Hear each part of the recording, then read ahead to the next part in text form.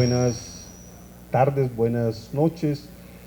Quisiera referirme primero a esta importantísima iniciativa que creo que muchos hemos pensado, hemos esperado de que la parte política asuma esa iniciativa y le eche la mirada a la historia. Lo he dicho, sin una historia definida es muy difícil planificar. Manizales lleva muchos años planificando sin tener un conocimiento. Trabajamos una misma historia de Manizales premiada en el año 1924, la del padre Fao, y de ese entonces adelante ha habido muchas publicaciones, pero ningún lector, ninguna persona interesada consigue en un solo libro, ya sea de 1000 páginas, ya sea de 500 páginas, una historia Manizales, replantear lo que se vivió en el siglo XIX y sobre todo empatar siquiera con el cambio de milenio. Hay un inmenso vacío, es importantísimo llenarlo, por ende es tan oportuno de que se tome esta iniciativa y se empiecen a fomentar el interés de ustedes, el interés de nosotros los investigadores e historiadores para aportar el material y hacer esa tan urgente, tan importante y tan delicada construcción. Veo, por ejemplo, en las 22 conferencias que técnicamente solo hay 2 historiadores, todos los otros son de otras disciplinas, y me pregunto, ¿cómo harán ellos para hablar históricamente de ciertos temas si esa historia no lo hay? O sea que es tan urgente hacerlo que esta iniciativa hay que ponerle todo el empeño para que salga adelante y sea un éxito, que sea un primer paso para consolidar y que podamos jactarnos en 2 o 3 años de una historia completa de Manizales, donde se metan todos los aspectos dignos de guardarse, de analizarse, de mirarse, para poderla difuminar. Uno ama lo que conoce, no podemos exigir que nos entusiasmemos con algo que es o abstracto o, en el peor de los casos, perfectamente desconocido. La charla mía, la conferencia mía es un poco precipitada. A mí se me avisó hace mal contado 15 días que me tocaba este tema. Propiamente yo había publicado hace muchos años un tema de pronto afín, y creo que finalmente técnicamente son unos apuntes, pero más sin embargo creo que con el material gráfico y la explicación que quiero dar tenga alguna validez. Ahora, fin de mayo, que tenga que entregar la ponencia, me va a tocar concentrarme y realmente echar el cuento completo. Bueno, para no demorarnos más, démosle entonces trámite. ¿Se puede apagar la luz para que se pueda...?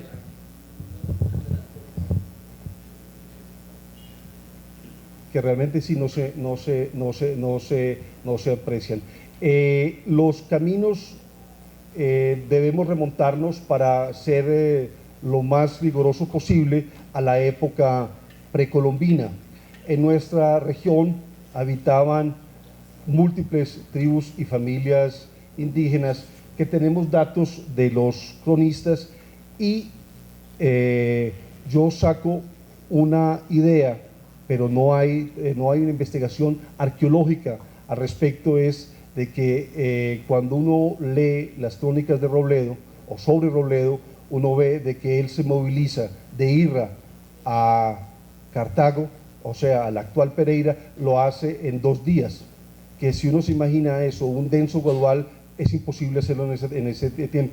Deduzco entonces que él usó los caminos que ya habían, por los cuales se comunicaban los indígenas. Ahí vemos entonces el mariscal Robledo, que es la figura central de esa época, pero no hay. Cuando uno mira en la cordillera central, una de las grandes depresiones, o sea, la facilidad de no tener que escalar tantos metros, es la depresión de Letras, que debe haber sido un caminadero antiquísimo, y si vemos los vestigios que se encontraron hace poco en la Florida, que datan de 6.000, 8.000 años antes de Cristo, es muy probable que ese camino que los colonizadores volvieron a usar, volvieron a trazar, ya estaba en uso, y tenemos una región altamente transitada, pero esa parte se nos escapa. Es importante recalcar, para explicar el origen y la evolución del transporte, de los medios de comunicación. Aquí en esta charla confundo la infraestructura con las mismas personas, con la misma implicación social y la implicación económica por la misma velocidad para poder evacuar el tema.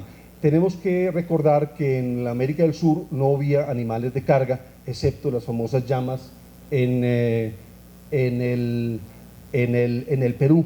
O sea, todo se hacía a hombro de ser humano.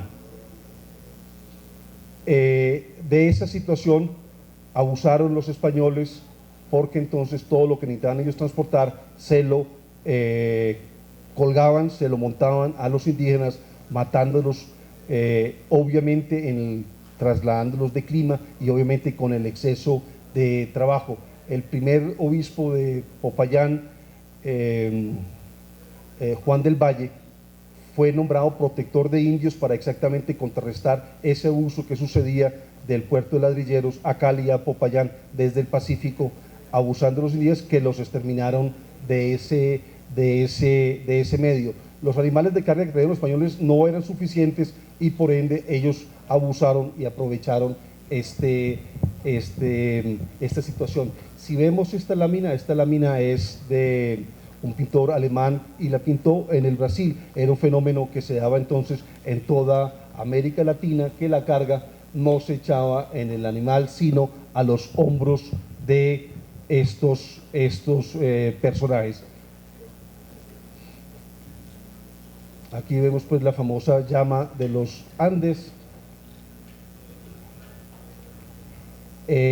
Centrémonos entonces en la región que estamos analizando. Aquí tenemos uno de los primeros y de pronto el más interesante mapa, que fue el que trazó el alférez real Villegas y Córdoba, don Juan Carlos Mir en forma, y está el mapa que adjuntó a la petición de la famosa concesión de tierras, la concesión Villegas. Este alférez es un hombre que la historia en los últimos 50, 70 años lo ha maltratado en forma. Claro, una concesión para la historia y la historiografía de izquierda era un personaje difícil, pero vemos, lástima que la luz no ayude, si vemos en la parte de abajo sobre las letras está Mariquita y al otro lado tenemos Arma, o sea, está describiendo la zona que vamos a analizar desde la evolución del transporte. Los primeros personajes que entraron a esta región, lo deduzco por la mera situación geográfica, eran evidentemente unos inmensos guaduales, unas inmensas selvas.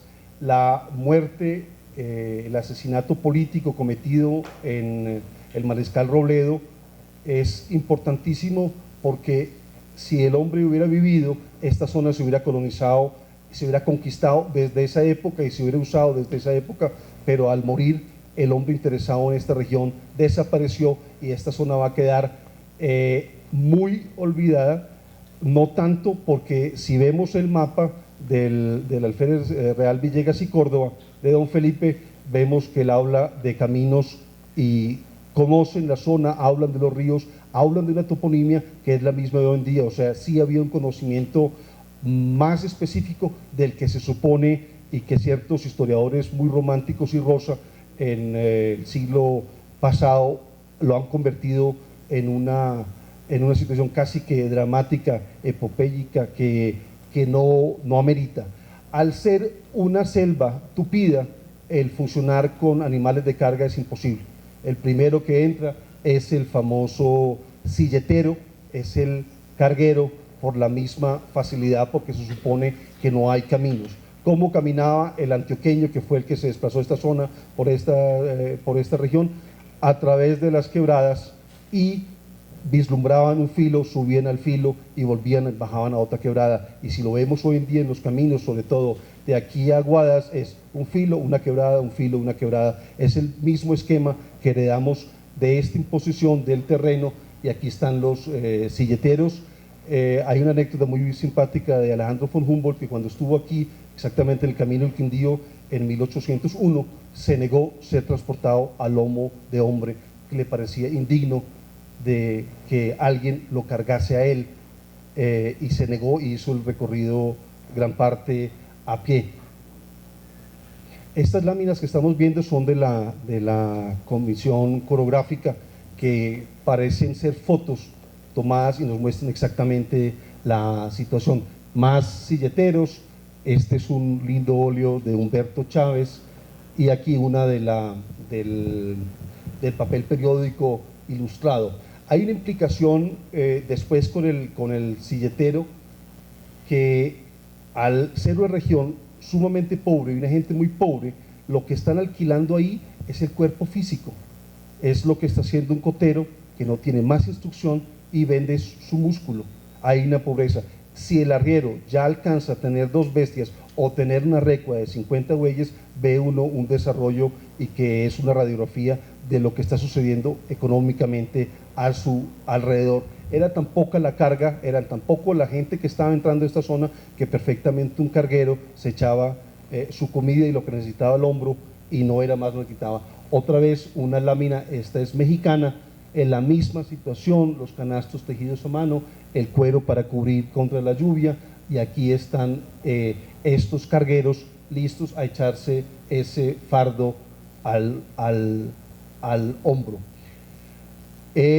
La luz no permite, pero ahí tenemos entonces nuestra región por analizar. Nos guiamos por el río Cauca, a la izquierda está el Risaralda, y están las diferentes poblaciones, y al lado izquierdo, y en la próxima imagen, señorita, están las fechas de población, de fundación de las diferentes poblaciones, y vemos cómo desde los últimos días del siglo XVIII hasta, pienso que eso termina de pronto con la fundación de Viterbo, o de pronto alguna en el norte del Valle del Cauca, termina ese periodo de colonización. Dentro de la fundación, a mí me gusta más hablar de actitud fundacional que buscar el primer hombre que hizo algo, porque finalmente era un movimiento sumamente democrático, sumamente participativo, donde no había una dirección. De pronto esa dirección la asumía más el cura párroco, que era representante pues de una ONG con 1800 años de experiencia, a un alcalde que tenía mandato apenas con la Constitución de 1821. O sea, era más de creer a un cura que a un alcalde, que si era liberal o era conservador, pues le tenía aún más problemas para dirigir su población. Entonces vemos de que hay una eclosión de poblaciones y de fundaciones que trasladan el esquema antioqueño perfectamente a ese sitio. Si uno repasa los archivos y se remonta el de aquí en Manizales a los primeros días, uno ve tanta correspondencia, tantas instrucciones, finalmente a los alcaldes y a los prefectos de sur, y toda esta infraestructura administrativa de Antioquia volcada hacia el sur, que es muy difícil. A mí se me hace ya difícil hablar de colonización, porque hay una estructura. Hablar de frontera es muy no creo que dé en el punto, porque hay una civilización, unas leyes, unas actitudes ya muy precisas, que faltaría nomás revisar archivos de Medellín o de la propia Santa Fe de Antioquia y darse cuenta que lo que hacía el prefecto de Santa Fe de Antioquia lo mismo que hacía el otro. O sea que finalmente no era tanta la colonización, simplemente ellos se expandieron hacia el sur y lo cubrieron con un esquema político, administrativo que ya tenían.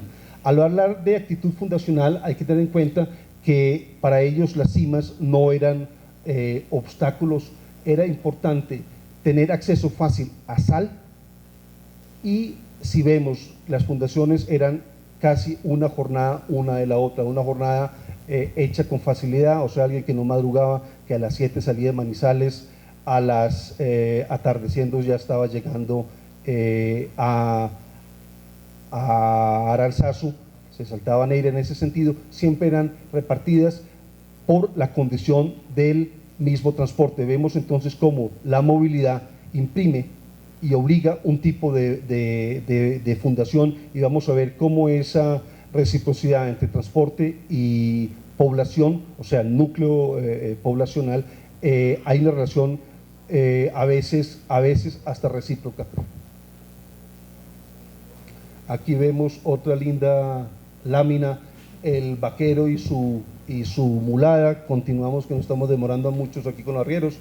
Esta es una lámina bonita que ayuda a recrear ese momento, como todas estas piezas de la revolución industrial llegan a nosotros, las famosas turegas que armaban unas parijuelas hasta muy complicadas para transportar estos pesos, que eran con 2 bueyes atrás, inclusive cosas más pesadas para el ferrocarril de Caldas y para el cable aéreo se transportaban con parejas de 6 bueyes adelante y 6 atrás para repartir el peso. Otra lámina donde se ve hermosamente estos hombres, sus atuendos y lidiar con estas cargas y estas cosas. El silletero no desaparece, como lo decía ahora, por economía y muchas veces por pobreza. A pesar de los bueyes, a pesar de las mulas, seguían habiendo silleteros. Me acuerdo mi abuela hablar de silleteros que especialmente para cargar niños y ancianos se suponía que tenían el paso más racional, el paso más seguro. Para enfermos hacían esto a lomo de seres humanos. Diferenciemos, tenemos el caballo, y si vemos las leyes de las partidas dictadas por Alfonso el Sabio, recopiladas por Alfonso el Sabio en Castilla, en el siglo XIII, él le exigía a sus nobles montar a caballo, no les permitía montar en mula, que eso era indigno, que ellos tenían que montar en caballo, y hoy en día nosotros seguimos con ese chip, las cabalgatas y todo eso, es esa sangre castellana que nos encanta. Entonces el caballo es un símbolo de estatus. Acuérdense que Colón, cuando pudo visitar la segunda vez a los Reyes Católicos, le permitieron usar mula, o sea, era una distinción, pero no tan alta, porque no le permitieron caballo. Vemos entonces el caballo tiene el estatus. ¿Por qué? Porque los otros animales le superan el paso.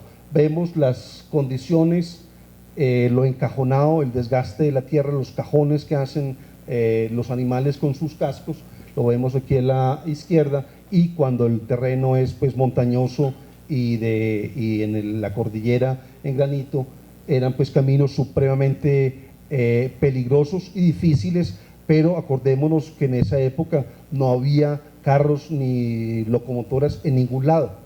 O sea, en 1800 en Londres todo era a caballo y todo era a pie, no había eso, o sea, eran condiciones típicas. En la India teníamos la misma situación, lo mismo que en el África o en otra parte. Se diferenciaban los terrenos por la topografía. Nosotros en los Andes nos tocaba pues una labor más difícil, mucho más costosa que en otros lados para llegar a los puntos, y Antioquia pues sufrió eso durante muchísimos siglos. Los caminos, surgen los tambos. Si miramos la próxima, esta nos es más afín, el tambo, y del tambo viene la fonda. El tambo es un sitio techado donde el compromiso era el que usaba, reponía lo que dejaba, o sea que uno llegaba al tambo y encontraba unos pedazos de leña seca para inmediatamente poder hacer candela y calentar los alimentos, secarse y descansar. Nuestro terreno era siempre en construcción indígena, o sea de 2 plantas, por la humedad y por el mismo agua. y claro, un tambo rápidamente se convierte en fonda. Ahí vemos el génesis.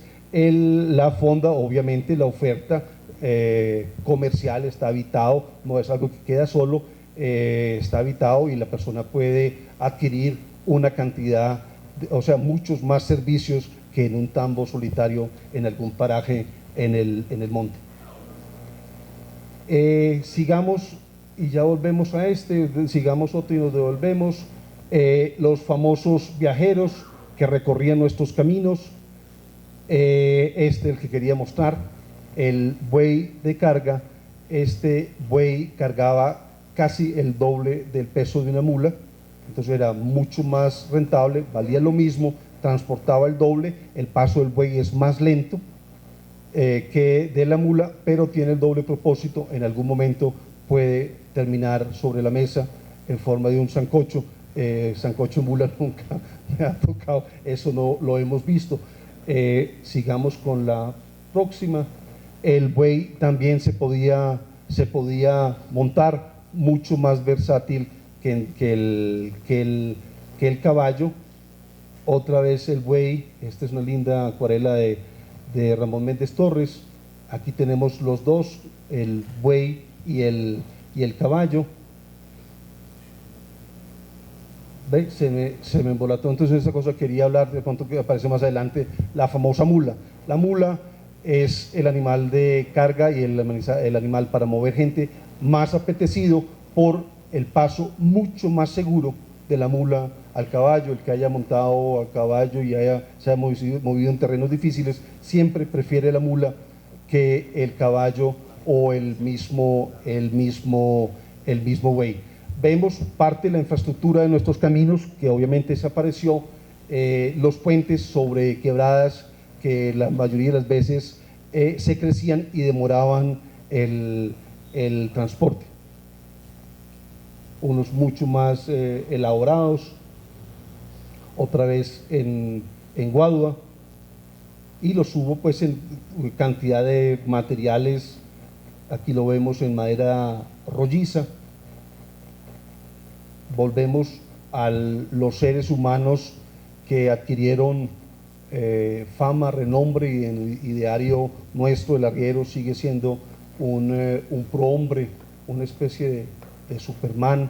Todo caldense aduce ser descendiente de arrieros, y cuando se trata de virilidad y de machera es el arriero el que hay que invocar. Estas son fotos de los años 10 y 20 del fotógrafo antioqueño Melitón Rodríguez, que también nos muestra cómo eran. Vemos descalzos, vemos el atuendo, austeros en todo sentido. Aquí, como ve los arrieros Torres Méndez, aquí estamos hablando de 1880, hay una excelente iconografía de toda esa evolución que casi sirven como fotos.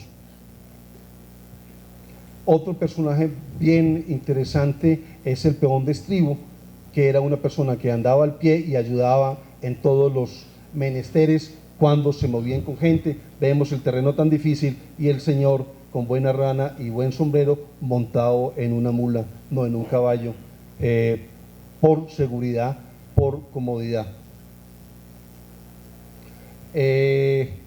Lo mismo que el carguero, la mula tampoco salió desuso. Vemos aquí un clasificado de La Voz de Caldas de 1926. Ustedes se dan cuenta que don Clímaco seguía arrendando mulas para ese tipo de movención. Otra vez más arrieros, su inmenso carriel. Para concluir este momento del neolítico en nuestro territorio, vemos de que en Manizales hubo muy poquitos carruajes, se pueden contar en los dedos. Por el terreno no había animal que jalase una carretilla, ya sea de 2 llantas o de 4 llantas. Se conoce un cabriolé que tenía el doctor Aquilino Villegas y lo jalaba el caballo con nombre Cocuyo, pero era capricho de un joven rico en Manizales finalizando el siglo antepasado. no hubo carruajes en ese sentido, pero mencionémosle y démosle fin al neolítico en Caldas y hablemos de la revolución industrial, la invención de la máquina del vapor, su mecanización y sus derivados, que son entonces, aquí tenemos a don James Watt, el inventor de la máquina, el señor Boulton, que la perfeccionó, y mecanizarlo es emplearlo para mover ruedas. Aquí vemos ya la idea, el germen del carro, y vemos que del vapor se derivan entonces el ferrocarril, se deriva los barcos a vapor.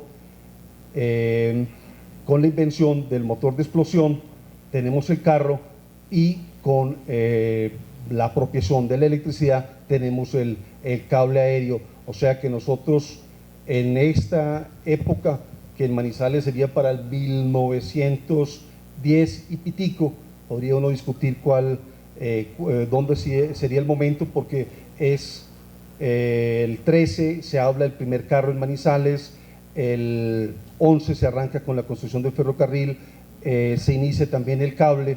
Tenemos todo eso en ese mismo momento. Podemos decir que entonces la conversión se da en la segunda década del siglo XX. La mecanización, estas cifras hablan por sí solas. Vemos entonces que una carga de maíz cuesta 2 pesos con 10 centavos, y mover esa carga a honda incrementa eso. Al mecanizar, o sea, propender por otro sistema de transporte, esos 5.60 que quedaban en manos de los arrieros, que estaban convirtiendo en unos pachás, en los dueños del balón, con la tecnificación, ellos, el poder económico, se les quitó por completo esa plata, no la cogían ellos, le quedaba al productor, o sea,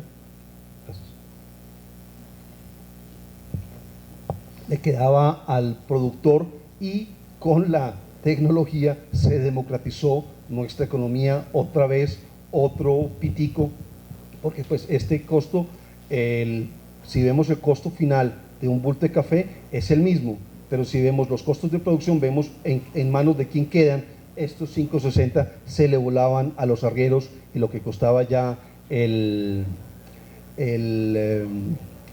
flete en cable o en tren era un 20% de este costo, amortizando el otro sistema. Uno de los hijos entonces del vapor, la locomotora, esto es una linda lámina del papel periódico ilustrado, es uno llegando a Sabana Larga en Barranquilla. El barco a vapor, esa parte no alcancé a tenérselas a ustedes lista y en forma. Sé que tuvieron barcos en el Cauca de vapor, don Pacho Jaramillo Ochoa y don Bartolomé Chávez, pero sobre eso no tengo nada concreto. De pronto sí hay unas fotos de algún vapor, creo que era el Ayacucho, anclado al frente de Portobelo, en la Virginia, uno de los de don Pacho Jaramillo Ochoa, que él movía entonces café de esta región hacia Juanchito en Cali, hacían ese recorrido, pero de eso no he podido traerles pues información precisa. Les he hecho el chisme por encimita, y me disculpan pues ese vacío que obligatoriamente les voy a dejar. Los libros sobre vapores se concentran en los del Magdalena y en los del Alto Cauca. Esta parte, ahí hay un vacío interesante para estos son del año 20 y 30, y este debe ser uno en Puerto Nare, esto debe ser uno sobre el Cauca, que estos pues son acuarelas de Humberto Chávez. La aparición del carro, que continuamos, este es el otro que se deriva con el motor a gasolina, que se inventa exactamente para esa época, y se inventa el motor diésel, que es la misma idea pero con un carburante de menos energía. Con esta mecanización vamos a dar un vuelco y vamos a ver de que entonces la locomotora y el cable son de la comunidad, son masivos en todo sentido, y vemos cómo el carro resalta nuestra individualidad. Es para yo y 3 personitas más, y en un tren cabría pues mucha gente.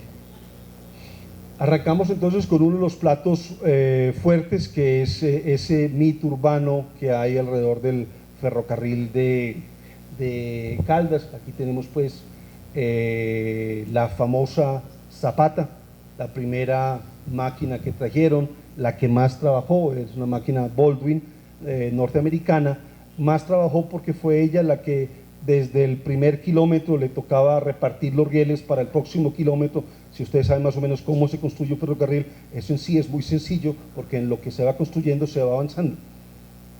No hay que llevar cosas de otro lado, sino por el mismo riel van entrando los polines, los obreros, los rieles, los clavos y toda la herramienta. Entonces, si uno le contaría los kilómetros a este aparatico, sería espectacular lo que alcanzó a sumar.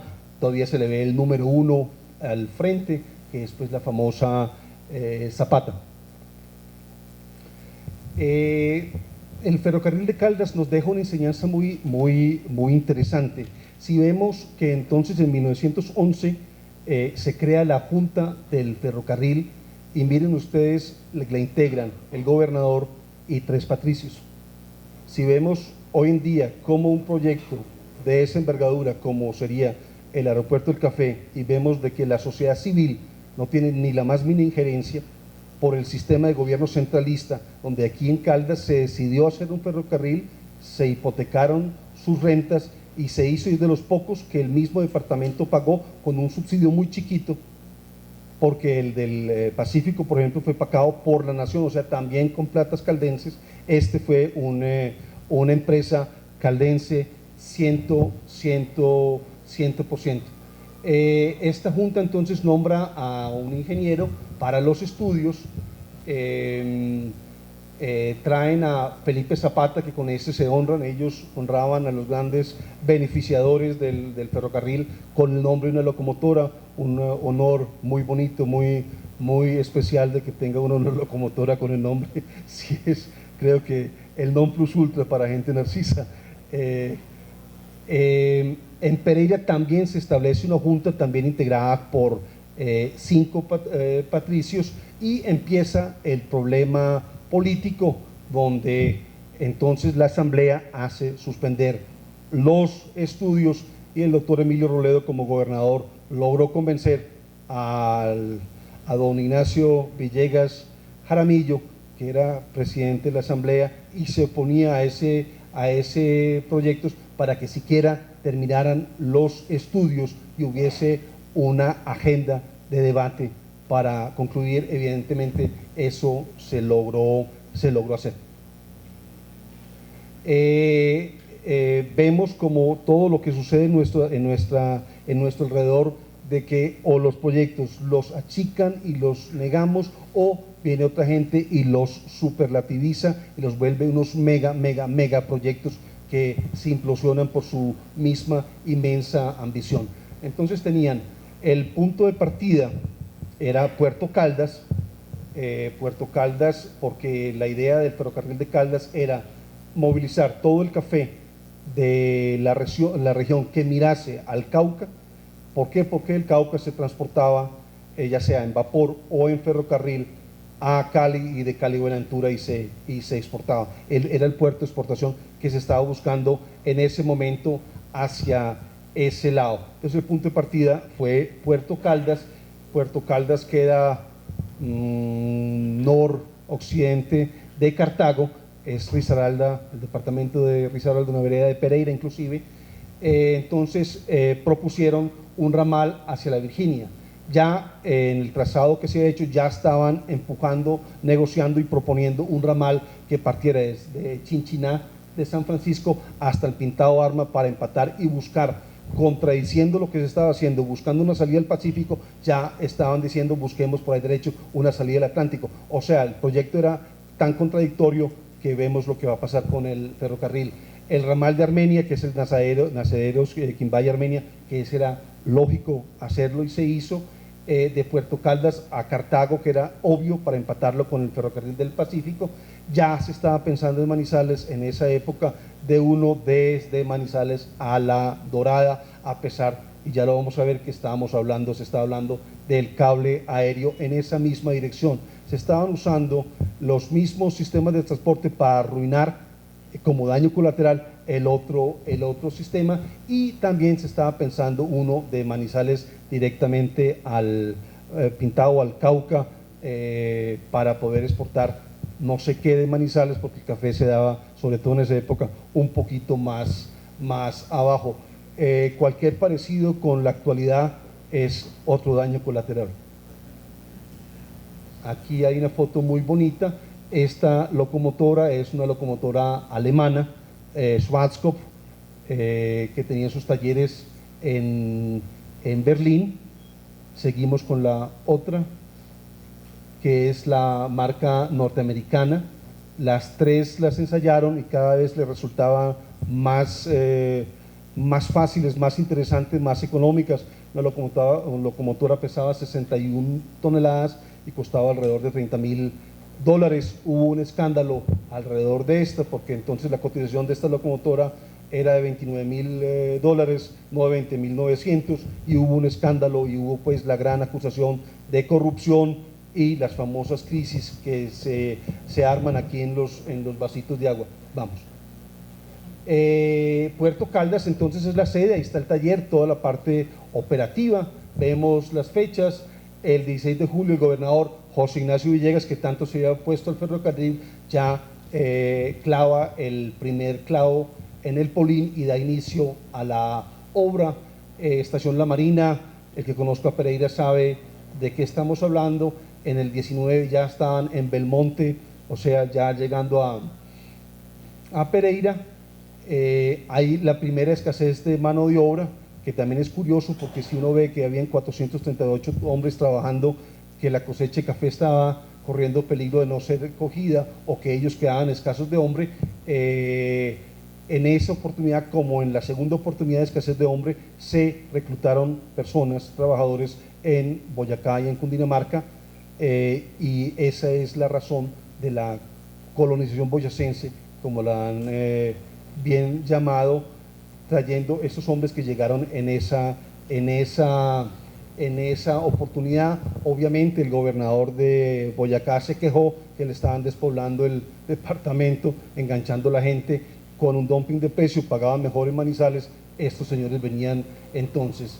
En 1922 se inaugura entonces ese ramal al sur y se empata con el ferrocarril del Pacífico, o sea que ya desde Pereira se podía mover carga en tren hasta Cali. Eran pues ampliar la ruta apenas con 15 kilómetros, con los 300 kilómetros que tenía el ferrocarril del Pacífico. O sea, fue un impacto interesantísimo para la época. El 7 de agosto del 22 llega a Pereira y el 12 de octubre de 1922 se inaugura la estación Gutiérrez en Dos Quebradas.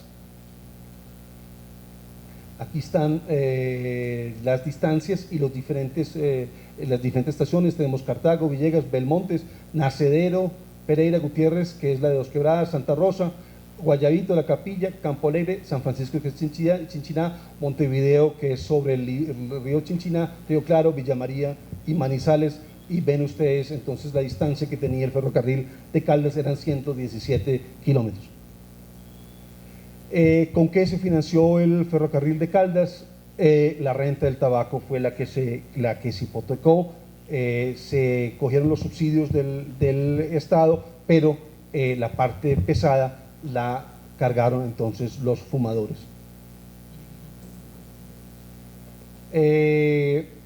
Unas cifras para dar como una idea del movimiento y del planteamiento, a veces demagógico.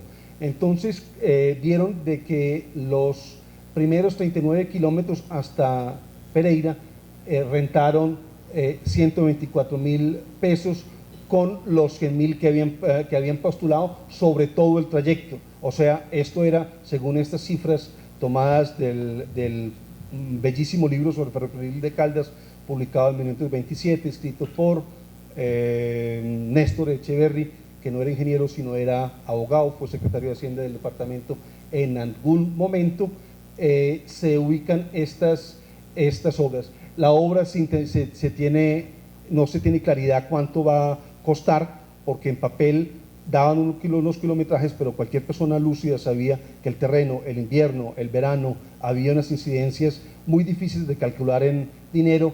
Esta obra se arrancó sin tener eso claro, así como también arrancamos la catedral sin saber cuánto iba a costar, y era una de las claves de estos grandes proyectos. Entonces había posibilidad de pedir siempre plata para terminar estas importantísimas obras. Buscar una financiación siempre fue muy difícil, y en el año 1919 se decide entonces rematar la renta del tabaco. Que es un remate de una renta, es a un capitalista se le da un precio neto de lo que se va a recaudar, él se le da un porcentaje, él le da al Estado esa plata de una vez, y con esa plata empezaron a trabajar. El rematador, que fue un señor Vélez,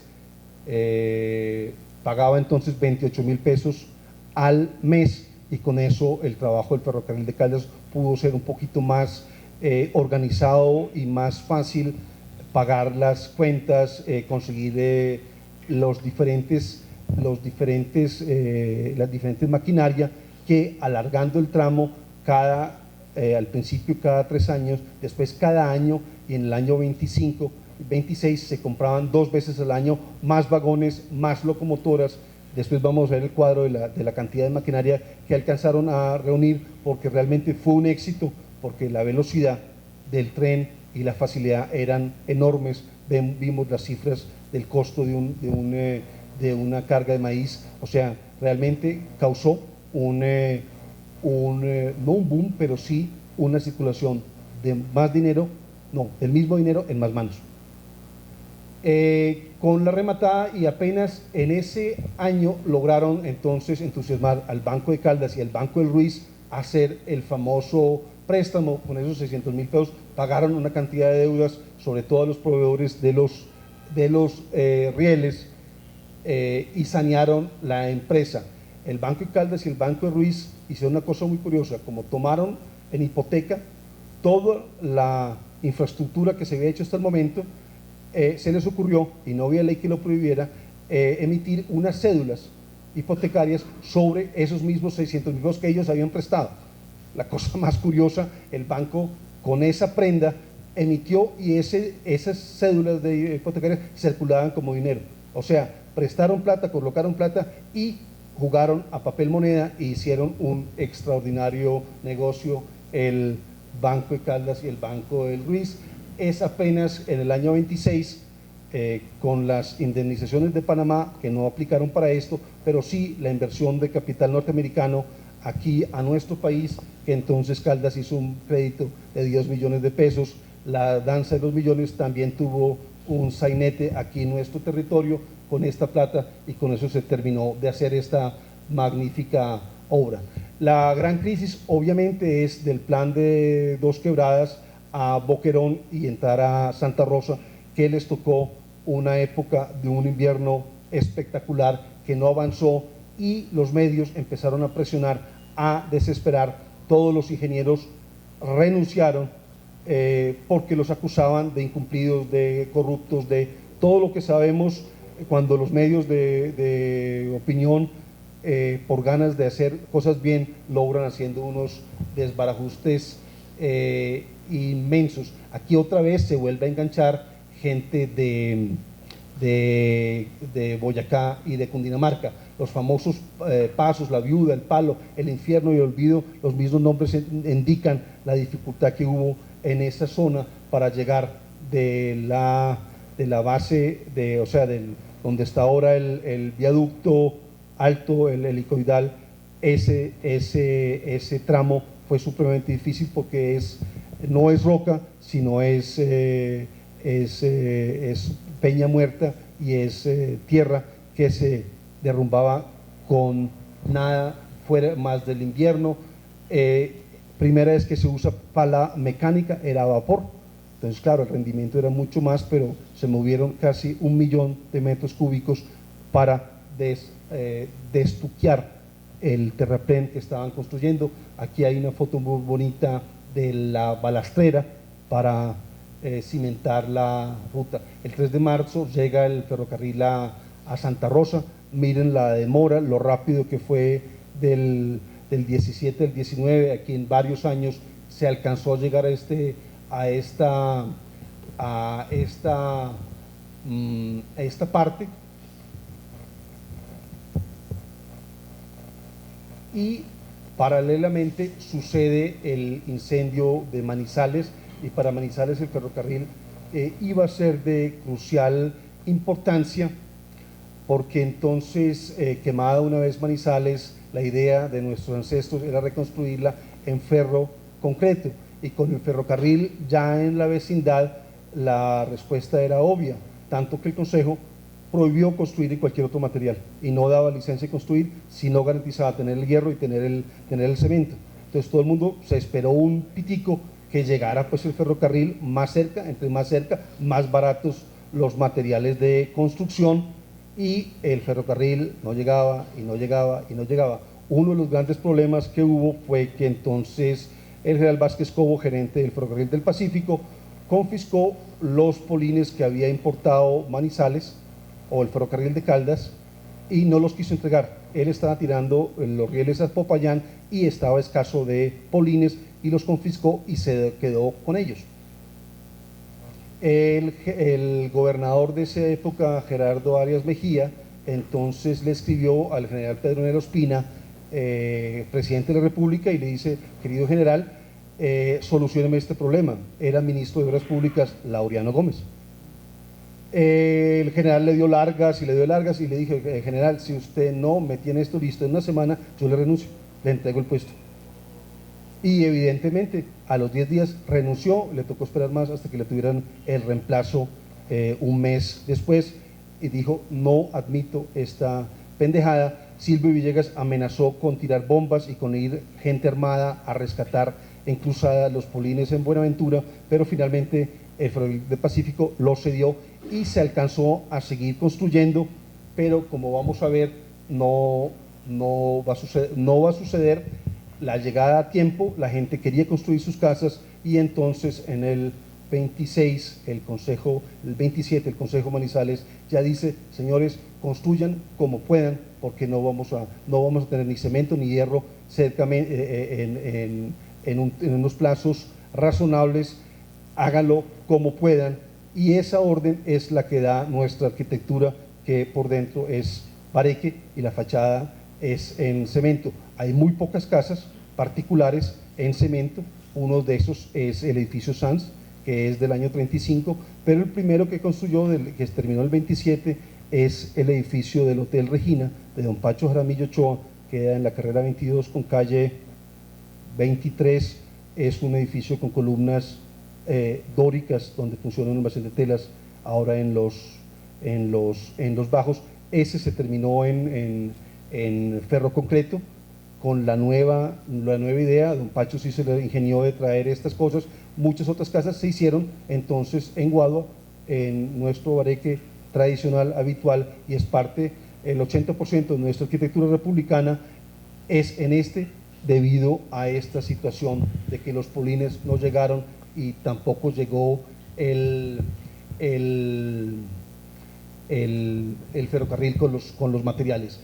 El ferrocarril entonces crea la necesidad de hacer carreteras y hacer caminos de herradura para poder desembotellar las regiones y canalizar la carga hacia los diferentes puntos. Del Puerto Caldas, de Puerto Caldas se hizo la carretera de la Virginia, que iba a comunicar con Río Sucio. Ese es un subproducto del ferrocarril de Caldas. La carretera de Palestina, cuando llegó el ferrocarril a Chinchiná, era obvio hacer esa carretera para desembotellar esa otra parte de la región. Teniendo en cuenta que el ferrocarril es una espaldera, había que ponerle una cantidad de ramales de otros tipos de transportes, ya sea caminos de herradura o carreteras, para alimentar y para transportar toda esa carga. Vemos una linda foto de los muchísimos túneles que se hicieron. No alcancé a sumar cuántos kilómetros de túnel se hizo y están abandonados, están perdidos. en la montaña, entre los cafetales, porque todavía no les hemos encontrado el valor histórico, hasta pronto el valor turístico, o hacer un tour sobre el ferrocarril de Caldas, mostrando las estaciones, las mismas maquinarias y echando este cuento que es interesante y espero que entretenido. Vamos con la que sigue. Faltan 45 días. Vemos jueves 18 del 1926, la voz de Caldas, y el problema fue de que cuando construyeron de Santa Rosa a Chinchiná lo hicieron en un espectacular verano. Todo les quedó hermosísimo, facilísimo, inauguraron y esa noche empezó un diluvio como los que hemos tenido en estos últimos días. Obviamente toda la obra gran parte de la obra se derrumbó al tocar la montaña. Obviamente la ingeniería de la montaña perdió su punto, su peso, don Gonzalo, ¿cómo se llamaría eso? Su estabilidad, y obviamente entonces el material de arriba se derrumba sobre el de abajo, y si es una montaña de metros, pues el derrumbe va a ser proporcional a esto. Se les vino encima, nos llegó otra vez una crisis, el desespero de la gente y el manejo un poco vehemente, sanguinario de nuestros medios. Entonces, claro, con estos avisos y faltan, y miren lo que decían, según promesas del gobierno. Entonces aquí la voz de Caldas hacía estragos dificilísimos. Los famosos accidentes, el Mico, que hubo uno con derrumbe y después uno con dinamita. Aquí vemos la noticecita sacada de la voz de Caldas, que todo este ferrocarril se puede reconstruir gran parte leyendo la voz de Caldas, que en el Banco de la República hay una colección casi que completa, donde tenemos casi, no una crónica, pues sí tenemos el día a día de esta inmensa obra. Tenemos la otra del Otún, que no tuvo que ver propiamente con el ferrocarril, que fue una avalancha y se llevó un jurgo de casitas ahí en el puente Mosquera, en Pereira, abajo de la antigua Bavaria, que pues no tenía, pero fue en esa época y hubo pues todo el despegue. Proveedores de los rieles y de las infraestructuras de los puentes, United States Steel de Nueva York, eran los que proveían este material, y ahí vemos los famosos polines. Esta foto debe ser después de la renuncia del gobernador Gerardo. El material rodante, llegaron a haber 18 locomotoras, compraron vagones de lujo, habían de primera clase, de segunda clase, tercera clase, habían góndolas, vagones, plataformas, carros vuelcos y los famosos autoferros para 9, 12 y 18 personajes. Lástima que esta estadística no se alcanza a ver en la velocidad de la compra. Arrancaban cada 3 años la Zapata, que la trajeron con tanto cariño. Entonces ya en el año 26 compraron 2 locomotoras, ya el 27 compraron 3, hasta acumular 18 aparatos. Las locomotoras llegaban al país a lomo de mula, o sea, el neolítico dándole una manito a la revolución industrial. En ese caso vemos cómo se traslapan una cantidad de cosas. Vimos la imagen de la turega de las mulas. Muchas partes de estos aparatos llegaban a Puerto Caldas, y allá el gran ensamblador de locomotoras, el señor Martínez, se dedicaba a ensamblar esas piezas y darlas pues en servicio. En el 22 se pasan a Pereira, vemos las marcas Baldwin, Schwarzkopf y la American Locomotive, 61.5 toneladas el peso. También se trajeron rieles belgas, los vagones eran para 20 toneladas, las locomotoras en este terreno, y en eso había cierto roce con el ferrocarril del Pacífico, jalaban 8 vagones máximo, y si era de carga o de gente varía un tricito, pero eran 6, 7 o 8 vagones. Ellos en el plan arrastraban casi el doble. Entonces el ferrocarril de Caldas se autoembotellaba porque no era capaz de evacuar la carga a la velocidad que la colocaba el ferrocarril del Pacífico en Cartago y en Puerto Caldas. En el 26 se empieza a hacer la conversión de leña, o sea de vapor, a quemador de aceite crudo, que eso es importantísimo, ver cómo el desarrollo del petróleo incide, esto lo jalona y aparece otro aspecto en nuestra tecnología. Aquí vemos pues la estación del ferrocarril en todo su esplendor con su maquinaria. No, aquí no se alcanza a ver el cable al norte que partía desde la parte de delante, creo que ya estaban construyendo. Vamos con la siguiente.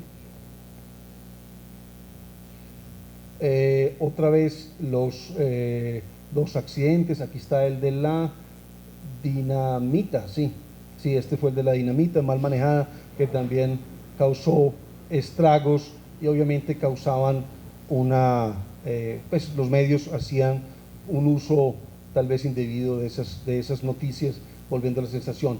De los subproductos del ferrocarril de Caldas, los caminos, las carreteras, también lo fue el cable de Villa María, que entonces tenía 2 kilómetros no más, se decretó en el 25, eran 3 estaciones, Villa María, una en el río y otra en la parte de Manizales, 18 torres, 20 toneladas por hora, más que el otro. Las vagonetas eran de la misma especificación del otro cable, y se inaugura en el año 27, costó 300 millones de pesos. No logré ubicar en qué fecha se suspendió. Y sí, ese fue lo que me faltó en esta parte, pero ahí tenemos más o menos la idea. Aquí están ya entonces los datos de la inauguración del ferrocarril, que la construcción se inauguró en las festividades de los 75 años, pero no se inauguró y no llegó el ferrocarril en esa fecha, que a veces se confunde y se empatan esos dos hechos, cosa que no tiene asidero. Aquí está todas las festividades, la programación, himnos, bandas y todos estos saludos a la bandera, a los cuales estamos muy dados. Aquí viene el agradecimiento y la explicación del ingeniero Zapata, que según parece nunca cobró un peso, lo hizo ad honorem o por la fiebre de las locomotoras. Ese es pues un hombre venerable que todavía lo tenemos en aquella glorieta entonces. Entonces aquí está la Zapata número 1, la Baldwin. Esa es la historia del ferrocarril de Caldas de la forma más llana y más sencilla posible, más escueta, pero creo que quedan ilustrados de lo que se hizo, de lo que fue este inmenso esfuerzo. Pienso que los cansaría con estadísticas de rendimiento, cuánto se ganó, cuánto no se ganó. Pero bien curioso, ¿dónde nos quedó la parte del acabose del ferrocarril? Ah, sí, aquí está. Ah, no, este es el cable. Bueno, el ferrocarril, como todo... Ah, sí, aquí está. En el año 30, con el presidente López Pumarejo, Colombia, siendo un país centralista, se volvió aún más centralista y Bogotá asumió el dominio de todo. Ciudades con el empuje y el afán de desarrollo como Manizales quedaron completamente frenadas. En el año 41, entonces, en el 49, la nación compra el ferrocarril de Caldas, ¿cierto? Lo integra a su mal manejado ferrocarriles nacionales. Languidece, se había hecho la competencia con la gasolina, el diésel y los camiones. Muchas veces se ve que la carretera corre al lado del ferrocarril. Hablamos de individualismo, es más fácil, yo soy dueño de mi camión, que tener que supeditarme a un horario de un ferrocarril que todavía tiene muchas dificultades, no es 100% seguro. Entonces eso se utilizó en el año 59 para crear el malestar, y se levantan los rieles en Pereira, se interrumpe, se comete ese acto de vandalismo del cual ellos pues se jactan. Claro, fue un golpe certero a la primacía de Manizales, que Manizales también estaba llevando muy al revés este asunto. Deja de funcionar en el 60 el de Armenia, y para suspenderlo el totazo el 74, y eso se vuelve historia. Queda una infraestructura tirada, no sabe uno cuánta plata se perdió por no mejorarlo o por tener otro tipo de manejo, pero esto es entonces la conclusión de este asunto. Demos un salto más, otro más, aquí estamos. Entonces, ¿alguna pregunta sobre el ferrocarril que de pronto, concejal?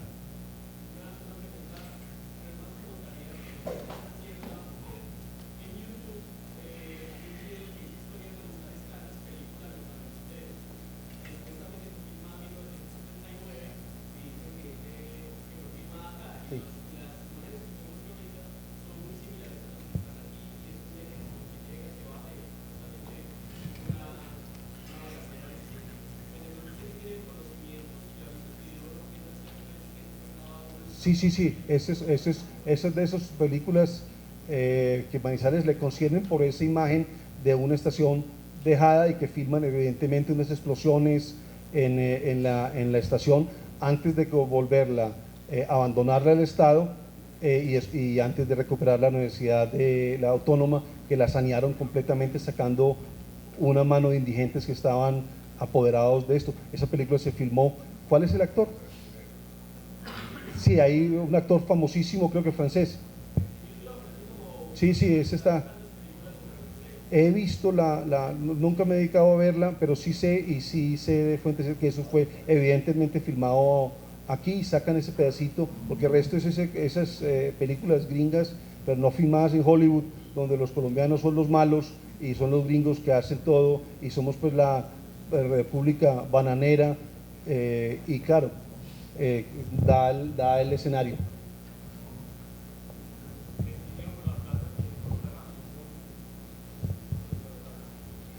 Vimos que daba un subsidio por cada kilómetro construido y con esos dineros pagaban la nómina y los gastos.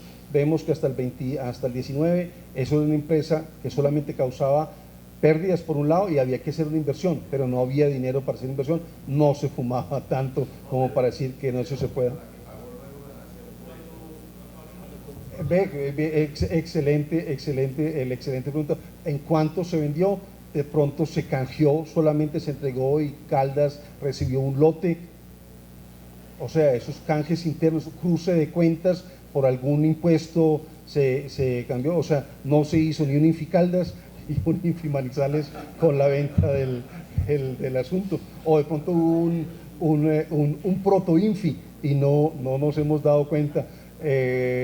Historiadores, esa parte, o sea, años 60, 70, somos flojos y sería muy interesante porque si uno sigue avanzando la lectura de los periódicos se encuentra todo eso y uno podría casi que, y lo traté de hacer, pero leí el periódico nomás hasta el año 35, tengo que seguir la pavimentación de las diferentes cuadras, de las diferentes plazas para mostrar cómo se hizo y poder dar la fecha y hacer el cuadro completo, pero no, de pronto un derecho de petición aquí a los caballeros presentes le puede dar respuesta a esa situación. Perdón, aquí la juventud primero.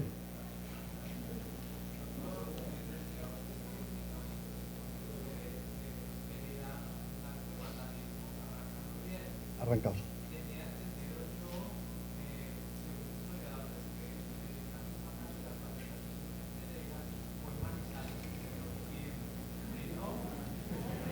No, usted tiene razón. Sí, sí, pero usted arrancar unos rieles es daño en bien ajeno.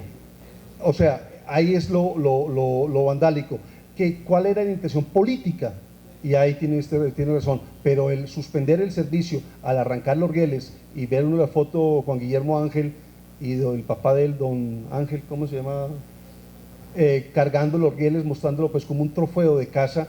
Y claro, con eso bloquearon, crearon una crisis y que facilitó facilitó para ellos o para nosotros la desmembración del departamento. Pero usted sí tiene razón, el problema en sí no era el arrancar los rieles, pero es un acto vandálico, es daño en bien ajeno. Aquí hay más de un abogado para corroborar. Ahora sí, doctor Gustavo.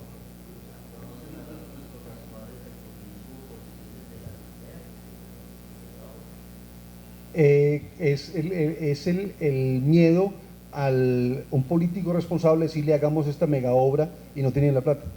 Así me imagino la respuesta de don José Ignacio Villegas, y por Dios, muéstreme de dónde. No, que el tabaco, pero y tenía toda la razón, pero finalmente siendo gobernador sí clavó el primer clavo y dijo, esto hay que hacerlo con o sin plata, y la plata, como decían los arrieros, en el camino se ajustan las cargas, ahí la aplicó bueno, digamos.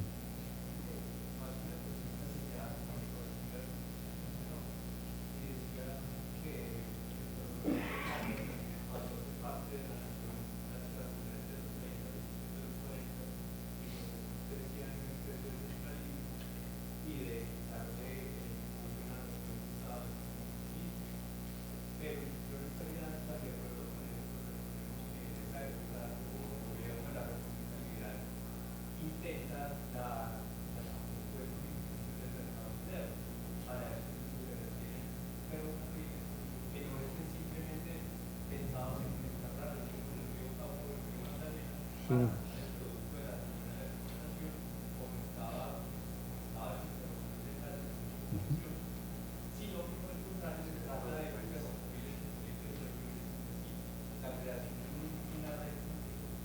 Eso se nos vuelve una discusión larga que no va a lugar, pero cuando quiera lo hacemos. Yo soy federalista hoy, en el siglo XXI. Yo quisiera un Estado, una Colombia federal, donde las regiones tengan su dominio sobre sus cosas, articuladas en un gran proyecto colombiano, pero vemos de que en la teoría era muy interesante hacer algo nacional, pero los resultados, y sobre todo para ciudades como Manizales, eran atroces. Seguramente para un Quibdó, para un Montería, estar pegado a un Medellín y Manizales era interesantísimo, pero para Manizales éramos emancipados y quedamos otra vez interdictos por Bogotá. Y si usted ve el sistema político hoy en día, Manizales no puede mover una paja si no está en el famoso Plan de Desarrollo Nacional, no puede mover una paja. Y en Bogotá siempre no se puede porque no está inscrito. Entonces todo lo de Manizales, todo lo de Caldas y todas estas regiones, si no tienen suficiente lobby en Bogotá, que es corrupción, no se logra mover nada. Mire el aeropuerto de Palestina. Si eso estuviese, si la misma región pudiese canalizar sus dineros, sus recursos, ¿cierto?, de tal forma tan armónica que pudiese desarrollar, porque las necesidades de Caldas son muy diferentes a las de la costa atlántica o lo de los llanos. Lo que para nosotros es bueno, para allá puede ser contraproducente, y vemos que el declive de Manizales se da con López Pumarejo, la centralización.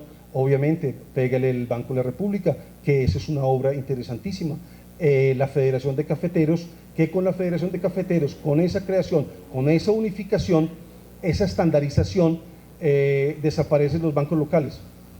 ¿Por qué? Porque entonces ya Manizales tenía que estar pendiente de la cotización en Londres, en Nueva York. ¿Por qué? Porque eso ya se hacía desde una oficina central de la Federación.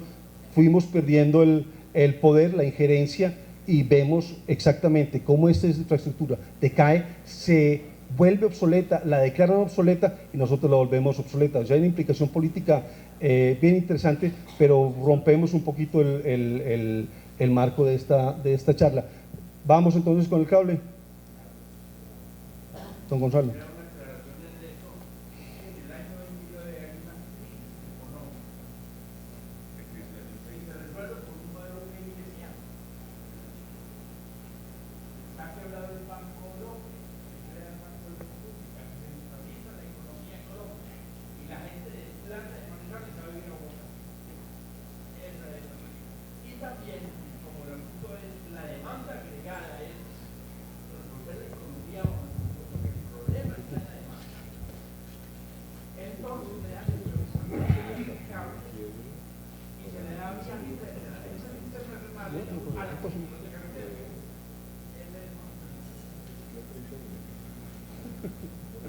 Bueno, esto ya se me está vaciando el relojito de arena. Continúo de una vez, que esto hay un break. Aquí van a dar torta, van a dar capuchino, mentiras, van a dar café, y entonces sigamos avanzando, peguémonos de estos geles en el aire. Salvador Camacho Roldán, en sus viajes a Europa, fue un hombre que vio entonces ese despegue de la mecanización, y dijo, eso puede ser interesante para su querida Colombia. Él seguramente vio las bicicletas, todo lo que rodaba en París, en Londres, en Hamburgo, un hombre que viajó mucho tiempo y también fue diplomático colombiano en el viejo continente. Él dijo, y él habló en el año 87 de cables aéreos y de carros a vapor. Hay un libro, de pronto el más interesante, el más entretenido, los famosos Memorias de Viajes de Camacho Roldán, que en cualquier librería de segunda lo pueden adquirir. Es un escritor, es un hombre de Estado con pluma costumbrista, se lee casi como Tomás Carrasquilla, muy, muy entretenido, se lo recomiendo, y él habla entonces de este asunto. Cuando hablaba al principio que es 1910, 1914 que se pone el primer clavo, pero el 11 ya hay una junta del ferrocarril, vemos de que el neolítico termina en Manizales, en Caldas, en esos años. En el 10 entonces se hace el primer contrato, la primera concesión, que es curiosa esta figura, suena muy imperialista, que entonces el señor Miller, gerente del ferrocarril de La Dorada, obtiene la concesión para hacerla, pero no pretende hacerlo. Coge el negocio, lo organiza legalmente y lo vende a unos inversionistas en Inglaterra. La concesión son 50 años, es de Manizales Pereira Oneira hacia Mariquita. Puede él escoger el trazado, no le dicen es por aquí. Se declara de utilidad pública, o sea, el que se atraviesa se puede expropiar, la figura de la cual a veces abusa, sobre todo el contratista. El precio también se le limita, y traen un técnico alemán, Teodoro Salzberg, para hacer ese estudio por donde lo van a echar finalmente. Él hace los recorridos por todos lados y opta por el que vamos a conocer. Entonces se crea la empresa Dorada Roadways en el 26, el 26 de noviembre de 1912 en Londres. 7 socios, 6 ingleses y un francés, ponen 250.000 libras esterlinas. No supe convertir eso a pesos de la época, a pesos de hoy. Me queda la tareita. Supuestamente dejan unas acciones para la gente local. Promotores entonces Francisco Sáenz y el famoso Sinforoso Ocampo, aquel banquero y hombre cívico y gran manizaleño de los años de esa época. Y entonces el 2 de septiembre de 1913 se inician otra vez los trabajos de Mariquita hacia acá. Queda al frente de este trabajo el ingeniero James Lindsay, inglés, nacido en Nueva Zelanda. La obra son 375 torres entre 5 y 67 metros de altura. El vuelo más largo casi alcanza el kilómetro, y hay 16 vuelos de alrededor de 500 metros, 2.263 poleas. La fuerza usada para mover todo esto es eléctrico. Ese es el otro hijo de la revolución industrial. Son apenas 427 caballos de fuerza. Eso es lo que tiene una tractomula de las común y corrientes. Tenían un motor principal, aquí en Manizales, otro en Mariquita, y varios menudos repartidos en el trayecto para reimpulsar o mantener la rotación del cable. La pendiente máxima y la mínima extensión, 71 kilómetros, 823 metros, fue en su época el más largo del mundo. Interesante es la actitud humana en Manizales de pensar en eso, no pensar en carros, no pensar en ferrocarriles, y inventarse o recurrir a esto que en sí es creo que el transporte más poético que hay, que algún escritor lo llamó colgado de las nubes, que era esa la idea, muy diferente, muy abstracto, y obviamente el más fácil de construir, porque con las torres se evitaba hacer una ruta misma para desplazar o una locomotora o un carro. Sabemos de que el transporte más barato es el cabotaje, porque el agua es la que hace la fuerza cargando un casco de hierro, ¿cierto? Cargando un barco. El segundo es el ferrocarril, por el poco roce que tiene la llanta de acero con el riel. Le sigue el cable. La más costosa son las 4 llantas que frenan el carro. No lo dejan deslizar, todo lo contrario, lo frenan y son los que dan el movimiento. Vamos.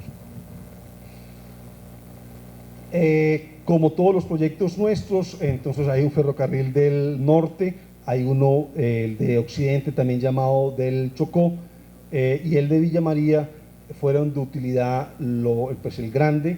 El de Villa María fue también muy útil y se amortizó rápidamente.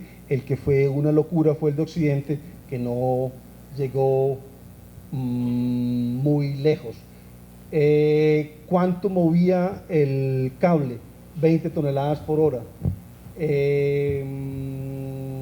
recorrido, que es una excelente comparación, de Manizales a Mariquita, 10 horas, lo que demoraban bueyes 10 días, un buey.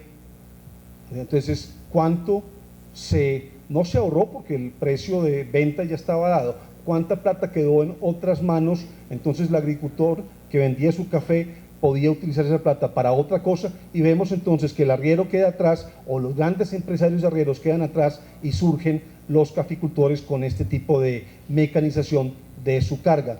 Hay que decirlo, y de pronto lo digo un momento tarde, pero todos estos inventos y toda esta tecnología, toda esta inversión se hace por el café. Había que sacar el café de cualquier forma porque había un excelente precio, había la facilidad de sembrarlo, y era una agricultura ideal, casi de un vínculo siamésico con nosotros, el café de montaña. ¿Qué otra cosa puede usted cultivar? Si es maíz, nunca le da para exportar, y con las divisas que se produjeron con el café se pudo desarrollar y fundar todas estas poblaciones y pagar toda esta infraestructura. Si vemos a Manizales, que es de las ciudades más tardías, o Manizales, Pereira, Armenia, de las últimas que funda la República, ciudades como Bucaramanga, la misma Tunja, construidas y fundadas por españoles en el siglo XVI, nosotros tenemos en un lapso de tiempo muy cortico toda esa evolución, y coincide nuestro desarrollo con esa tecnología que era entonces la que estaba exportando Europa y los Estados Unidos. Vemos una coyuntura muy especiales. Reemplaza técnicamente, esto lo dice Gustavo Pérez, que es el más importante tratadista sobre el tema, 17.300 bueyes quedan listos para el carnicero. Mentiras, los volteaban para otros lados, pero ya eran obsoletos. El neolítico lo cancelábamos de esa forma. Las vagoneticas, 500 kilos, se panzó el de Mariquita siempre como carga, la gente de contrabando lo usaba como transporte, y se tiraban y se subían con el aparatejo andando. El del norte sí fue para pasajeros y carga, y el del occidente también. Costos finales, como todo lo que se planifica en nuestra tierra, los gringos se les fueron las luces, la obra les costó el doble, en parte por la Primera Guerra Mundial, por los materiales, y obviamente el invierno, el clima nuestro es un asunto dificilísimo de cuantificar. Clima, el terreno, dificultades con los derechos de propiedad, a pesar de que se había declarado de utilidad pública. Caso muy sonado fue el alcalde del Fresno, un descendiente de don Elías González.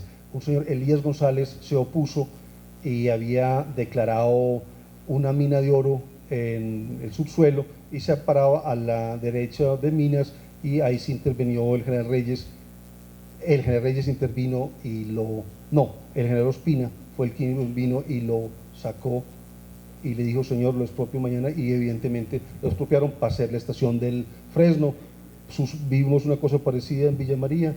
O sea, es la misma situación que se repite y que se planifica mal porque no se toman en cuenta estas historias que en este momento estamos convirtiendo en tradición oral. El 2 de febrero del 22 llega el famoso cable entonces a Manizales, para entusiasmar a la gente, lo mismo que el ferrocarril de Caldas. Se empezaron a hacer obras de Manizales hacia Mariquita, lo mismo que con el ferrocarril. Entonces se empezó a hacer se puso la primera piedra del edificio de la estación y se empezó a trabajar para que la gente viera que evidentemente el gobierno estaba cumpliendo. En el 30 se inaugura el de Aranzazu, y en Aranzazu todavía se ven ciertos bloques. El fin del cable también es sencillo y poco dramático. En el 51 los ingleses renuncian al privilegio, evidentemente les producía demasiada pérdida, pasa al ferrocarril de Caldas y por ende pasa a ferrocarriles nacionales. En el 67 se desmonta las torres y el cable y se chatarriza toda esa parte, y el último esfuerzo que hizo el cable fue repartiendo la tubería para el famoso y el primer oleoducto que se cruzó en esa época, y el oleoducto evidentemente sigue la trocha del cable aéreo. Aquí está el del occidente, en el 28 se inaugura, una bonita foto del montaje y la templada de los cables. 10 kilómetros más tuvo este aparatejo, carga y pasajeros. Vamos, cable y paisaje, una torre de esas y una finca. Miren ustedes el tamaño y la proporción, aquí se ve muy bonita en esta foto. Vamos, pasamos entonces al automóvil.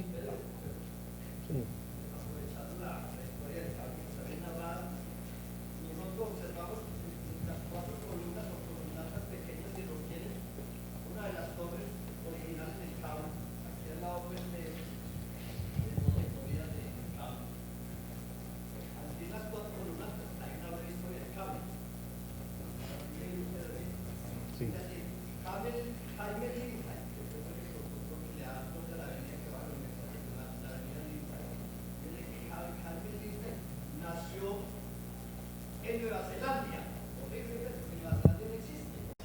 A ver si corrigen allí, que es Nueva Zelanda, no Nueva Zelandia. Dice allí, puede leer allí, dice Nueva Zelanda en clave colonial inglesa, está como lejos como con Disneylandia. Es Nueva Zelanda, no Nueva Zelandia. Ahí está el error que es en la columna. Zelanda, que es una provincia holandesa. Sí, sí, listo. Muchas gracias. Vemos entonces el automóvil. Esta es una publicidad de la Voz de Caldas. Alberto Hoyos Arango era entonces un comerciante exitoso que vendía cemento, hierro y obviamente estos flamantes carros. Esto era un Chevrolet. Seguimos.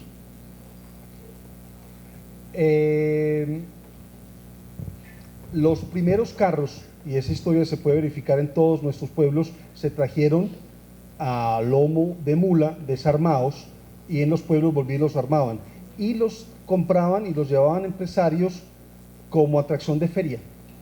Nadie compró un carro para transportarse en él, porque no había en las calles. Entonces usted pagaba 10 centavos en la Plaza Bolívar, lo traían hasta, no sé hasta dónde, por el carretero, y lo devolvían y lo descargaban. Y eso era la atracción o sea, el carro llegó como un contrasentido a nuestra región y al lomo de mula. Luis Londoño dice que en 1912, vemos entonces cómo se nos empata para ese lustro la entrada a nuestra vida de estas tecnologías. La gasolina venía en latas metálicas, en canecas de galón.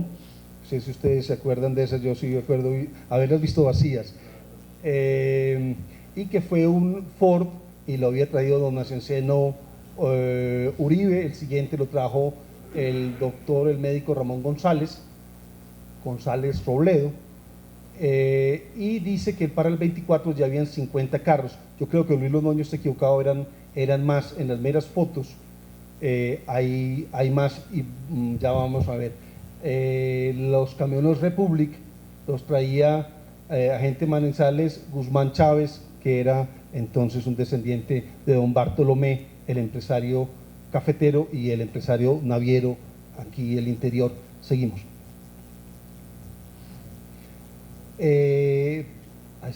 Sí, bueno, para el marzo del 26 en La Voz de Caldas ya se habla de un plan de carreteras, no lo sabía, pero ya estaban haciendo el plan y en esa época están describiendo exactamente la malla vial de Caldas, tal cual como la tenemos ahora, no lo que usted está planificando, don Gonzalo, sino todo lo que tenemos, eso en esa época ya estaba concretado y era obviamente simplemente el camino de herradura, ampliarlo y convertirlo para carros. Bonita la foto, vemos pues el corte de estas nuestras primeras carreteras. La primera carretera fue la a Chinchiná por la urgencia de hacer llegar los materiales de construcción del ferrocarril que ya había llegado a Chinchiná hasta acá, y eso entonces se suspendió porque se iba a hacer el cable, entonces ya empezaron a realizar dos sistemas, el carro, o sea el camión, la carretera y el cable aéreo y el ferrocarril. Esta primera carretera la hizo la ULEN como adición a su contrato. La ULEN fue la empresa norteamericana que contrató con el Estado la reconstrucción de los edificios de la nación y del departamento. El enredo con la ULEN fue muy sencillo y muy escandaloso, que cuando los trajeron nunca contrataron el monto, sino dijeron la ULEN se gana el 7% de la construcción. Entonces la discusión y el que reparó en este asunto fue Aquilino Villegas, que dijo, mire, yo traje la ULEN a Colombia para Bocas de Ceniza, pero yo contraté Bocas de Ceniza en 3.100.000 millones de pesos y sobre eso se hizo ganaban X porcentaje. Entonces la ULEN se demoraba con la obra y sabía que siempre estaba ganando, subía los costos, aumentaba los costos, obviamente al montar los costos pues aumentan las ganancias porque siguen ganando el 7% sobre 20.000 pesos, sobre 25.000, sobre 30.000 pesos. Eso fue, y la ULEN entonces salió de Manizales y la Nación se encargó de esos trabajos, y uno de los contratos adicionales fue hacer esta carretera a Chinchiná. Ven ustedes pues la condición, los carritos cómo bajaban. Seguimos. La carretera hasta el tablazo, el pedazo que se inauguró ahí en ese momento. Seguimos. El autobús, que entonces eran pues bastante sencillos pero muy útiles, ahí caben varios pasajeros, y entonces ya el uso que se le dio de transporte masivo, o sea, la razón del carro, empezó a fraguarse un tris más tarde. Esta es una noticia simpaticísima, léanla un minutico, y realmente es la hazaña automobiliaria de doña Aura, que entonces en un día baja a Chinchiná y vuelve, sube ilesa. Eso fue noticia en ese momento. Era pues la única carretera donde entonces ya un rico dueño de carro podía hacer algo útil con el carro y recorrer pues unos kilómetros. ¿Leyeron? Vamos. Devuelva la que son. Acuérdense que a mí como Cenicienta en media hora me cierran el micrófono y donde quedamos.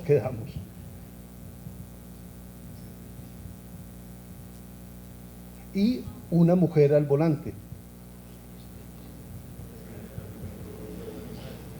Bueno, ahora sí.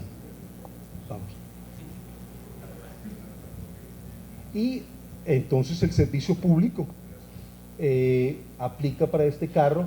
Vemos entonces cómo se establece. Algún empresario dice, bueno, yo pues este carrito cojo y empiezo a mover pasajeros, seguramente un automóvil, y después más luego llegan estos autobuses ya diseñados para más pasajeros, pero ahí vamos de una forma criolla adaptando las cosas. Aquí hay unos horarios, hay un teléfono, ¿cierto?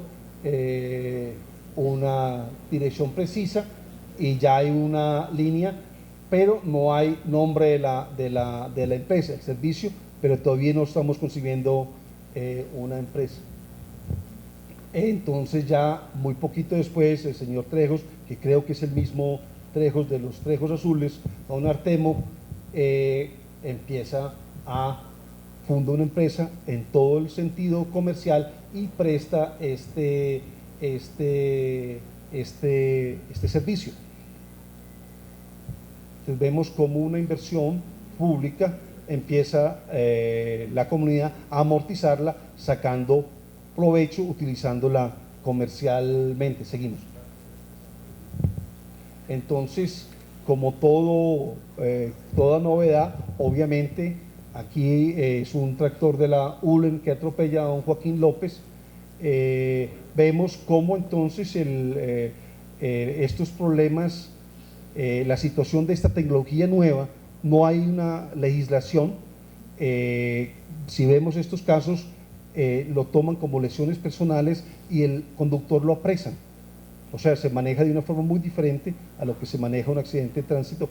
Pues hoy ya están como volviendo al viejo sistema. Vemos cómo esta tecnología hay que adaptarla jurídicamente al entorno, porque van a haber una serie de problemas como estos. Saqué nomás poquitos ejemplos, pero la Voz de Caldas en esa época está repleta de problemas. Aquí hay uno que no se alcanza a ver muy bien, que es entonces la carretera a La Unión, donde a estos terratenientes se les promete y se les incluye dentro del plan de acción la hechura de esta carretera, que nunca se hizo. Cómo ya se empezó a politiquear con este asunto, prometiendo, y con la famosa recurso de los señores al mando, lo hacen incluir en el presupuesto, pero con 5.000 pesos no se iba a hacer ninguna carretera, pero con eso seguramente algún varón electoral hacía su agosto. Aquí vemos, esto es la carrera 22, vemos esta cantidad si aquí en esta cuadra ya hay 3 carros, esta foto es del 21, me parece muy curioso que don Luis Londoño diga que son 50 carros, no más los que él vio, o seguramente los que él en algún momento calculó. La carretera a Bogotá fue mucho más tarde, eso es por la premura de la conferencia, no alcancé a ubicarlo, pero ahí vamos ubicando fechas, y si decimos que estos son apuntes, yo estoy completamente justificado. Vemos la avenida Cervantes, que era pues uno, no de los ejes, pero era una de las vías, el carretero, o sea que sí se podía rodar en llantas por ahí. Vamos con la siguiente foto del carretero, ya vemos un carrito, vemos que esta casa no existe ya. La otra, y aquí tenemos en el año 39 la pavimentación de la avenida Santander. Esto es sacado de la revista PAN. Si uno empataría todos estos informes de la prensa, uno podría realmente hacer el mapeo completo de cuándo se cementó esta y ve uno cuánto y qué tan rápido finalmente nosotros pavimentamos este pueblo. Otro accidente automobiliario, aquí tenemos Manizales en la reconstrucción. Miren la cantidad de camioncitos y camionetas que hay cuadrados ahí. Esto es la Plaza Bolívar. Entonces la cuenta de don Luis Londoño, 50 carritos, me parece un estimativo casi como de transportador, bajando las cifras. Otro accidente de estos sucedían de todos los grados de tragicidad, o sea, muertos, sustos, carros volcados, hay de todo. Parezco pues un diario, un Q. Seguimos. Entonces vemos cómo el transporte público inmediatamente adquiere su contenido social y de lucha. La primera huelga de servicio público, aquí la tenemos documentada, y ellos se quejan del mal estado de la vía, o sea que quieren ellos mejores vías para tener que comprar menos repuestos. Espero que no herir susceptibilidades. Tenemos otra vez un dato de una pavimentación, y ahí vemos cómo ese parcheo va aumentando y vamos solidificando. Estos recortes yo los coleccioné cuando hice la investigación del libro del Centro Histórico de Manizales, su origen y su razón de ser, que aproveché, cogía lo de que me interesaba en la reconstrucción y iba sacando lo de esto, y curiosamente pues aquí tuvo una utilidad y una circulación casi que inmediata, pero uno haría este barrido también en La Patria y complementa haciéndolo, y tiene una historia muy completa sí, completa y redondeada, no aquí en recortes y en pedacitos como lo estoy presentando.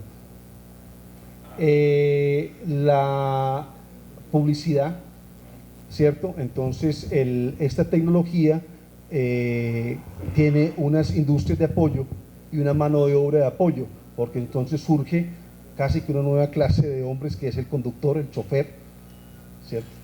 Vemos que los mecánicos, vemos los comerciantes de piezas, vemos cómo esta nueva tecnología, casi, acuérdense ustedes que lo vivieron el surgimiento del computador y el celular, cómo esa nueva tecnología entonces se vendían los minutos, se vendían los cosas, trajeron tal cosa, el celular le costaba millones de pesos y 3 años después ya eso era una cosa asequible. Ese mismo proceso se da siempre en estos países característicos de esas economías flojas como la nuestra. Entonces vemos aquí marcas exitosas que van pues para casi cumpliendo el centenario, la Goodrich, y lo vendía el almacén Elda, que era de los alemanes, y de esto pues habían baterías, todo esto que ellos publicitaban. Y la publicidad de automóviles es muy bonito porque son muy bonitos los carros que muestran, entonces es muy bonita y es muy, pues un lujo tipográfico bonito la presentación de esto. Aquí otra noticia: se incendia el autobús 45 de Don Roberto. Aquí otra vez el problema laboral, el problema social de esa nueva tecnología, al ser tan masiva, ser tan invasiva, que cable era por las nubes, el ferrocarril tenía una cosa muy discreta, el carro se metía por cualquier rincón donde había un pedacito de recta, por ahí se metía el carro, y si eso se fue pavimentando, el carro rapidísimamente se apoderó de todas nuestras ciudades, transformándolas completamente. O sea, uno tiene la experiencia en el Chocó, cuando llega a poblaciones como Novita o Certegui, donde no entra la carretera porque el río lo impide, o el mismo Bagadó. Es espectacular ver una ciudad sin carros, hecha en la época donde no habían carros. No pensaban, había unas calles para que la gente transitara. Ve uno una sensación espectacular de una ciudad sin carros, o sea, la misma Venecia, pero la versión nuestra, que hoy en día es impensable. O sea, los carros, y uno ve cómo construyen los Estados Unidos. Primero es el parqueadero para 200 carros, porque un edificio sin parqueaderos no tiene nada. Nosotros ofrecerle parqueadero a todos los carros y gratuito, imposible. O sea, en estas breñas no da, pero más sin embargo el automóvil es invasor, como él solo transforma completamente, dinamiza extraordinariamente la economía, porque entonces una cantidad de gente va a ganar plata con esta cosa como industria de apoyo, ya sea como mecánicos, los repuestos, los conductores, y obviamente el Estado tiene que empezar a regularizar toda esta parte, creando códigos de tránsito, y ver cómo adaptan esto para que sea lo más armónico con lo que había antes. Aquí vamos, esta foto también es muy bonita, un carrito de esos que parece pues como de fantasía, un inmenso radiador, motorcito chiquitico. Las llantas, fíjense ustedes, son de madera, se reventados una rata, y el carpintero era capaz de arreglarle la llantica. El mismo carro, como tecnología avanzó de este tipo de ruedas, pasaron pues a la de neumático, buscando el confort, la comodidad, la velocidad, la economía, obviamente el estatus, la belleza del carro, la variedad de modelos, la competencia de las marcas. Es pues una historia interesantísima la inclusión del carro en nuestras vidas. Aquí hay otra vez un accidente. Tenemos otro señor que logra hacer el viaje a Cali, ida y regreso sin mayor problema. Esos eran noticias en el año 26. En este momento se insinúa de que se necesita una inspección. Resultan entonces las placas, sistema que se pasa de Bogotá, que eso ya lo hicieron porque vean cantidad de carros en Bogotá, cómo se fue regularizando, que seguramente era copiando el esquema en Berlín, en París, en Londres o en Chicago. Devolvámonos un minutico. Sí, los accidentes, ya La Voz de Caldas le dedicó todo un editorial a este problema, quejándose pues la parte administrativa para que el municipio se apropiara del tema. Y bien curioso, seguimos con la otra, una muy bella dama, muy querida aquí en Manizales, doña Sofi Pinzón, hija de don Carlos Eduardo Pinzón, propuso en esa época el monumento al buey. Estábamos dejando el neolítico atrás y esta señora románticamente proponía un monumento al buey, que finalmente se lo hicimos en Chipre con la obra de Guillermo Vallejo.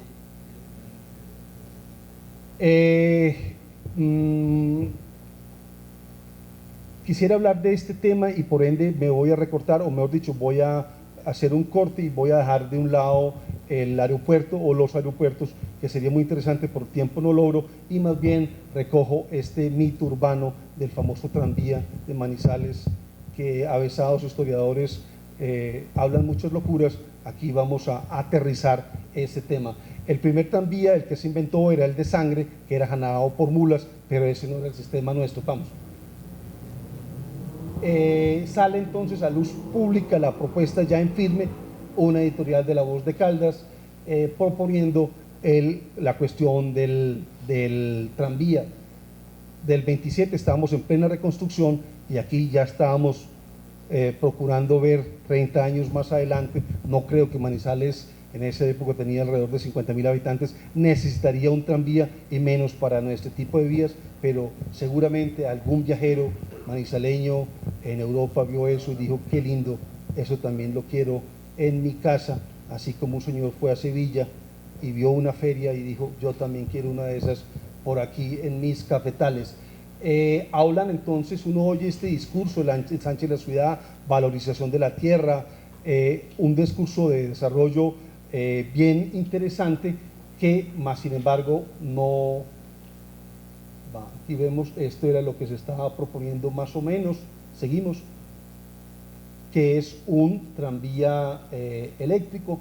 El concejal fue don Bernardo Salazar Grillo, hermano del otro Salazar Grillo que vimos adelantico negociando, siendo socio de una empresa transportadora. O sea, ellos pensaron que había una rentabilidad, una posibilidad, y obviamente eso se encubierta o se adorna con unas implicaciones sociales y económicas, unos argumentos bastante necios, pero nuestras democracias se prestan para ese tipo de cosas. Si esto se hiciese con una dictadura rusa o China, se hace porque se hace. Aquí todos participamos, todo el mundo opinamos, y obviamente los medios aportan.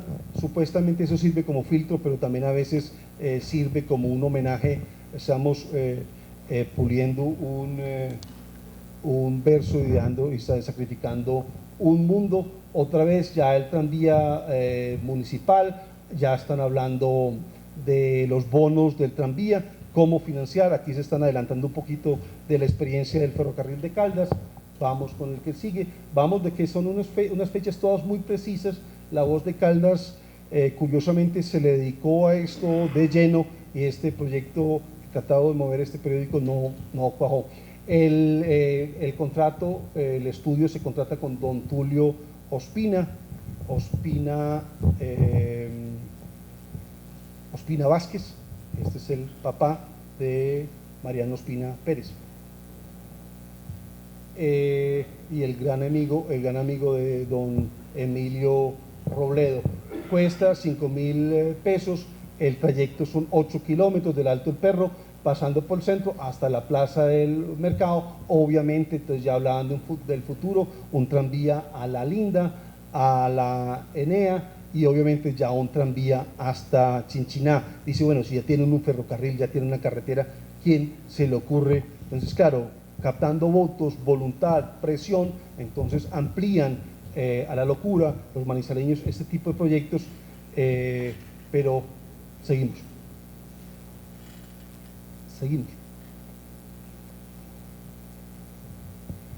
En el 10 de noviembre del 27 se decreta la construcción, se hace el empréstito, se compara y se ve lo de Bogotá, y cuando cifras como esta, en 1915 Bogotá movió 350.000 pasajeros, en el 27 ya 16 millones, pues ellos empezaron a multiplicar por tantos centavos y les daba un jurgo de plata, pero lo más simpático es de que en todos estos recortes de prensa nadie habla de lo más importante que necesita el ferrocarril.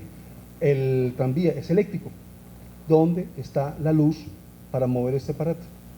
Y por eso este proyecto se implosionó, porque había unos requerimientos técnicos que no se pudieron suplir. Aquí vemos la comparación bien curiosa, pavimento y tranvía, pero nuestros planificadores no entendieron la voracidad del automóvil, cómo se puede meter y cómo el ser humano excesivamente individualista como somos en Occidente, es dueño del carro y se puede meter por todo lado y no depende de unas líneas prefabricadas, prediseñadas y además sojuzgadas a un horario. O sea, nuestro temperamento, nuestra idiosincrasia creo que vibra con el carro, la gasolina y el ruido del motor de 8 cilindros en B. Eso nos suena a algo de un tranvía donde se sube uno silenciosamente y se baja silenciosamente, como que no nos calienta el corazón. Aquí hay pues argumentos en pro y en contra, pero de una demagogia de tono subido. Aquí otra vez la versión más rústica, ustedes ven el palito hacia arriba y en el encablado chupan la energía, conectan y mueven un dinamo, un motor eléctrico que engrana a una piñonería y pone la velocidad, el movimiento del aparatico, que tiene una sola velocidad. Eso no tiene cambio, sino entre más energía entra, más rápido gira el motor, más rápido se mueve la llantica, vamos. Entonces aquí pues la voz de Caldas insiste y vuelve y que no se puede aplazar. Mire que ya estamos en el 28, ya pasamos un año y no se hizo nada, se había decretado, pero no sigue. Vamos con…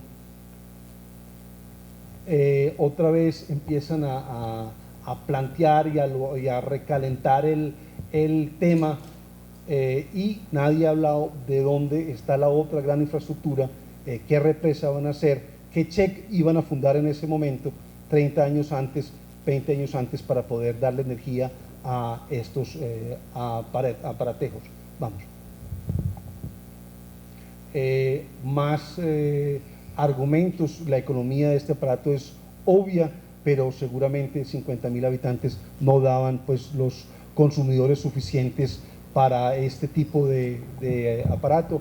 Vimos cómo el cable aéreo de Fundadores al terminal produjo pérdidas y apenas se conectó con la otra parte y le llegó toda la población de Villa María a usarlo, ese sistema, pero ya estaba planificado, lo alentó y lo justificó y está produciendo ya en papel unas ganancias, obviamente para amortizar lo que había perdido al principio, pero se va a volver una empresa próspera en ese sentido.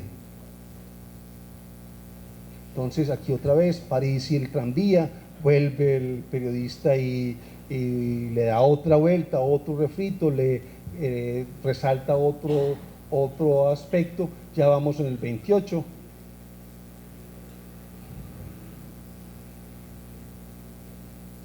Otra vez don Bernardo Campo carga de nuevo, echa cuentas, y bien curioso, siempre hablan de las ganancias que se van a hacer, que si hay tantos pasajeros, tantos costos, en 5 años hay tanta población más, tanto viene, pues yo tengo tantos clientes.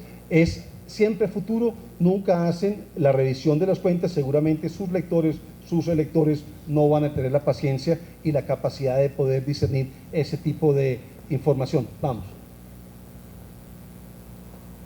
Entonces aquí comparan el automóvil con el tranvía y le dan sopa y seco al carro, pero el carro es el que más se vende e incrementa mucho más rápido que el otro aparatejo. Vamos. Aquí otra vez en editorial, esto no es un articulito por ahí dentro de la página social, la editorial de La Voz de Caldas por la premura no pude compararlo con la Patria, a ver qué estaba haciendo la Patria. De pronto la Patria se estaba encargando de la contraparte, ¿cierto? Esto tiene razones políticas también, pudo haber, eso lo quedo debiendo, vamos. Entonces salen con el cuento del trolley, que es el mismo tranvía, pero que no necesita rieles y es un tris más versátil. En Bogotá nos tocó montar de eso en los años 70, y si vemos la próxima imagen, aparece un aparato de esos. Es con llanta de caucho y utiliza el pavimento. Siguen argumentando lo del trolley, que podría ser pues como la otra posibilidad, pero no traen en cuenta de la electricidad. Vamos. Y este es ya en el 29, 2 años después, la cosa está enfriada, aquí vuelve y pujan. Otro más. Y hemos concluido. Acuérdese, el hombre que acabó con el tranvía en Bogotá fue un manizaleño, Mansuela Villegas, que después del 9 de abril rápidamente hizo pavimentar las vías como alcalde y se acabó el tranvía en Bogotá, e impidió que Bogotá hiciera todo ese desarrollo de un medio de transporte masivo. Si don Mansuela Villegas hubiera hecho eso diferente, Bogotá no tendría tanto enredo como ahora. Bueno, muchas gracias por la atención.